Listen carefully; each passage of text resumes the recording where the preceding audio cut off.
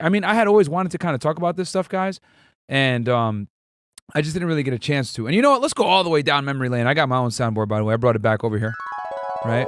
Brings back memories of me doing the Gains podcast by myself. But anyway, so how this all started, guys, as you guys know, we dealt with a bunch of hate. I've been dealing with a bunch of hate. And back in like August, someone doxed me, bro. And they pretty much put out my real name. And if you Google my real name, right, it's Amrufado, whatever. Y'all know what it is now at this point.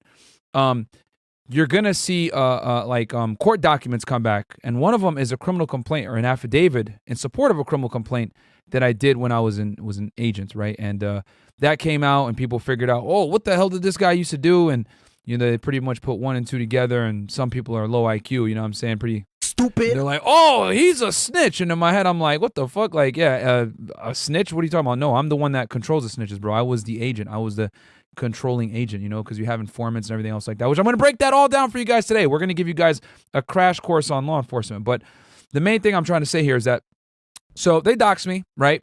And at that point, we had to do that 5-hour video, right? Where we broke down and answered all the questions, you know, from all the haters, which our detractors never talk about that video that we did, but it is what it is, right? We broke down every rumor, down to the T. I came with receipts, recorded phone calls. I came in with a whole bunch of evidence, right, that people were capping. But the smart people know and the other people, you know, don't know. And one of the questions I was asked is, hey, Myron, what did you do in the past? You know, there's some talk about you being a snitch or whatever the fuck. And I was like, okay, guys, I used to be a special agent of Homeland Security Investigations. It is what it is. That's what I used to do. I'm very proud of it. I'm very happy that I did it. It was a great career. And honestly, the reason why I didn't really like talk about it is because I wasn't sure, like, I wanted to go back, bro. Like, I wanted to honestly go back and do the job. Like, you know, granted, it's not like the same financially. Like, I make way more now than I did back then. But that was a great job. It was a lot of fun, man. I really enjoyed it. It was a 6-figure job. You know, we'll talk about how feds get paid too versus state as well. We'll break that all down for you guys. But it was a fantastic career, and I really enjoyed it. And you know, when all that crap happened, I kind of had to like set the record straight and let people know. But obviously, in the process, you know, I might have shot myself in the foot for getting back with them. But you know, it is what it is, man. It was a fantastic career. I got nothing bad to say. And that's kind of how this all started. And then from there, once I had to come out about what I used to do, I did an episode with DJ Academics on Spotify. It actually trended for a while. And what happened was we broke down a bunch of criminal cases, big criminal cases that, you know, from hip hop artists and stuff. We talked about the Pooh Shiesty case. We talked about the 6ix9ine case, Casanova, Melly. We talked about a bunch of different cases. And, you know, I pretty much used a lot of my experience in that to, you know, to kind of NBA YoungBoy. We talked about all that stuff. You know, we looked at the criminal documents. We looked at the charges. We looked at the evidence. And, you know, I was giving you guys pretty much my prediction on what's going to happen as far as like, are they going to do time? What are they looking at? You know, the differences between the state and the feds. You know, for some of you guys that know, like Melly's case, for example, is state. It's a murder case versus like Pooh Shiesty and Casanova and 6ix9ine. Those were all federal cases. And we're going to break that down too, the differences between fed and state. But cool. So we went over what led to this, right? Like how I basically got doxxed and now I'm here and it actually ended up making us a new channel. So, okay. Hi, haters, right? And then second, the demand came from after we did the DJ Academics interview. And now third, let's talk about my qualifications to talk about this, right?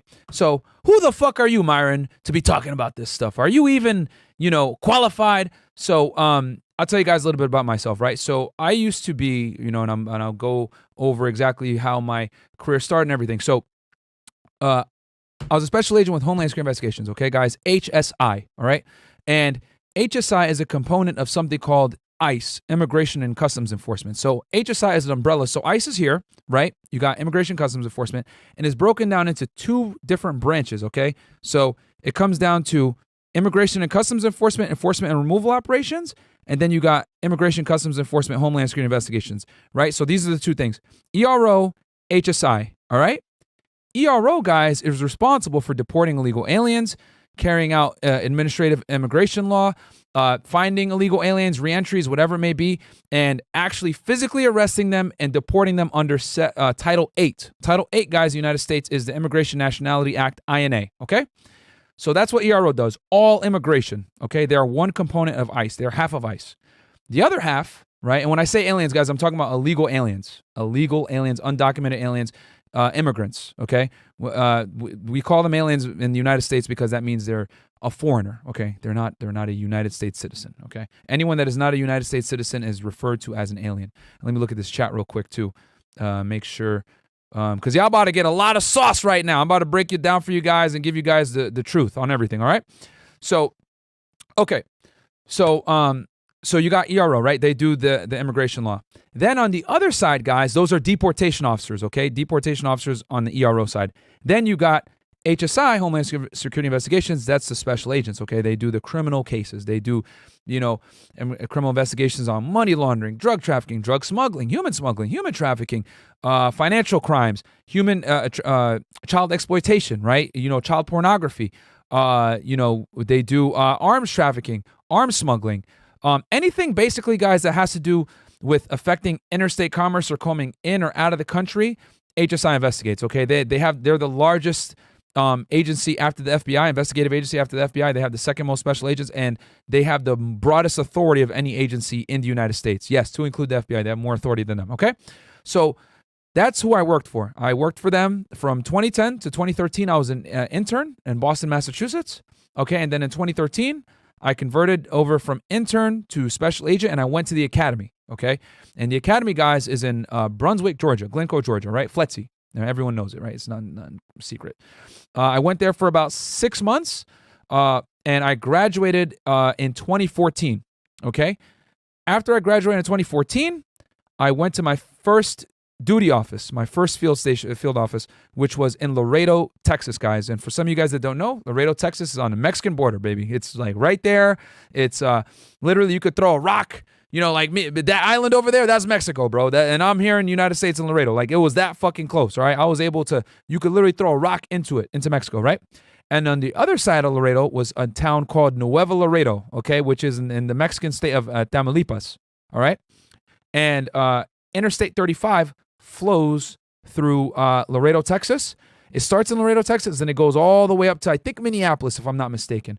It goes through San Antonio, through Houston, it goes through San Antonio, Austin, Dallas, and then it keeps going up north to all the major cities on the 35 corridor.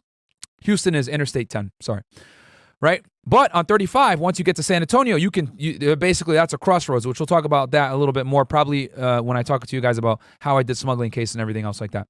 But anyway, so I started my career in Laredo, Texas, right? So I was an intern first from 2010 to 2013 in Boston, Massachusetts. Shout out to the Boston field office. Then I went over to the Laredo, Texas office. I was there from 2014 to 2018. Okay, I was there for 4 years. Then I left. I transferred over to the Miami office, okay? And I was in the Miami office from 2018 to 2020. I resigned, guys, December 4th of 2020. And I know you guys are going to ask, hey, what the hell happened? Long story short, I didn't get fired or any of this other stupid shit that people were saying. No, quite frankly, they brought me in. They didn't like my YouTube channel, okay? They said, hey, you got to put this stuff on hold. This isn't appropriate. No, because I was talking about dating and everything else like that, which I completely understand. As a government official, you really don't want to be out in the media like that. I completely understand. That's why they don't want you on social media and everything else like that. So I had a choice to make, guys. And they said, hey, put your stuff on hold. You know what I'm saying? Let's play this out a little bit and see what happens. And I said, no, I can't do that, because at the time, me and Fresh had just invested in the studio. We literally just started because we had gotten into the studio in October. They called me in like November. Like a month later, they called me in for this, to talk to me about this stuff. And I had a decision to make. And I had my YouTube guy was coming down from Chicago. He was moving down here. Shout out to Tom. And Chris was starting to put in more hours with us. So I was like, bro, I got a lot of people that need me. I'm not going to just turn my back on them, and it was scary, guys. I'm not going to lie to you. It was really, really scary because I was working a secure 6-figure job that I enjoyed. I loved, I didn't want to leave. Like I definitely didn't want to leave. And, me being selfish and staying with the agency and leaving everybody else out to dry was just something I couldn't do. I just couldn't fucking do it, bro. We had invested too much in the studio. Guys were counting on me. I made a promise to Fresh that he was going to quit his job and I was going to help him quit his job because he hated his daytime job, bro. He hated that shit. And, and Chris, Chris was relying on us. So I was like, damn. So I quit. I resigned, man. And I'm not going to lie to you guys. I resigned December 4th. I'll never forget. I walked into the office I turned in my badge, I turned in my creds, I turned in my body armor, I turned in my radio, all my equipment, man, and that shit sucked, bro. It sucked because I truly did enjoy that job. But yeah, so I resigned, and then we started the YouTube channel, started to blow up. You know, obviously when you blow up, right, haters are gonna come. Haters came, they doxed me, thinking I was gonna be embarrassed of it or some shit. The only reason I didn't bring it up, guys, was because I was intending once we hit, you know, our goal, 1 million subs, and, you know, I was going to cut back the shows a bit and then see if I could potentially go back. But I don't know if that's going to happen. And the thing that sucks too is that I had just got my clearance done. Like I had just went through my second background check. Every 5 years when you have a clearance, you get a background check. And I had just got cleared, bro. And I was like, thank God, you know, because my parents are from Sudan, right? So when you're from certain places in the world, it takes a little bit longer to clear, if you know what I'm saying, right? So and I'm Muslim and all this other stuff, so I get it. You know, they got to do their due diligence, make sure I'm not some plant or whatever.